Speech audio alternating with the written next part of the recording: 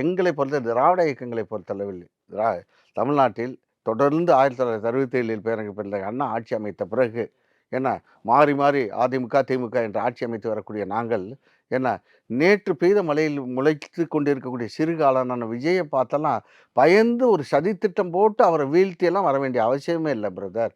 Miss Sharma புரிஞ்சுக்கங்க. அரசியல் அப்புறம் எதுக்கு இளையராஜா ப்ரோகிராம்? அரசியல் அப்புறம் எதுக்கு வந்து இந்த மாதிரி ஏங்க கல்வியில் சிறந்த நிகழ்ச்சி என்னங்க சர்மா அப்படிலாம் ஏன் நீங்க வந்து எப்படி நடத்துறாங்க? எப்படி கேள்வி ஏற்றுறீங்க? ஒரு தமிழன் வந்து மிகப்பெரிய ஒரு சாதனை பண்ணிட்டு வந்திருக்காரு.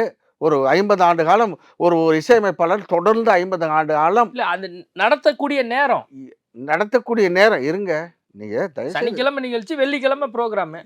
ஏங்க என்ன இப்படியெல்லாம் நீங்க பேசிட்டு இருந்தீங்கன்னா இதுக்கு என்னங்க பதில் சொல்ல முடியும்? அவர் 50 ஆண்டு காலம் அவர் வந்து இசையமைப்பாளராக தொடர்ந்து நீடிப்பது மட்டுமல்ல, அன்னக்கிளியில் என்ன பேரும் புகழோடு தொடங்கினாரோ, அதை விட அங்கே வந்து சிம்போனி லண்டனில் போய் நடத்தி உச்சத்தை தொட்டு உலகமே பாராட்டக்கூடிய ஒரு மாபெரும் தமிழன். எனவே தமிழன் ஒவ்வொருவனுக்கும் பெருமை சேர்த்திருக்கக்கூடிய ஒரு மிகப்பெரிய சகாப்தம் இளையராஜாவை அரசாங்கம் பாராட்டுவது என்பது திரு சர்மா ஒரு ஆள் தான் குறை சொல்லி நான் கேள்விப்பட்டிருக்கேன்.